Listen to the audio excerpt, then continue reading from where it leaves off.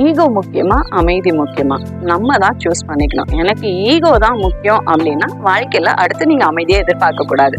இல்ல எனக்கு அமைதி தான் முக்கியம் அப்படின்னா ஈகோவை விட்டு கொடுக்கறதுக்கு ரெடியா இருக்கு. ஒரு ஆர்குமெண்ட்டோ ஒரு சண்டையோ வரப்ப யாரா ஒருத்தர் கண்டிப்பா ஜெயிக்க தான் செய்வாங்க.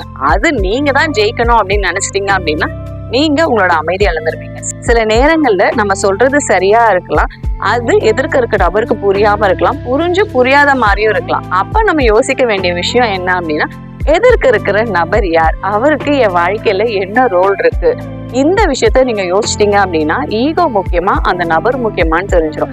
அந்த நபர் என் வாழ்க்கையில ரொம்ப முக்கியமான ரோல் பிளே பண்றாரு அப்படின்னா ஓகே, அவர் தப்பாவே இருந்துட்டு போட்டோமே அப்படின்னு நீங்க விட்டு கொடுத்து போறதுல தவறு இல்லை. ஏன் அப்படின்னா உங்களுக்கு நெருக்கமான நபர்கள் கிட்ட நீங்க ஈகோ பாக்குறப்ப வாழ்க்கையில அமைதியை ரொம்ப சீக்கிரமாவே தொலைச்சிருவீங்க.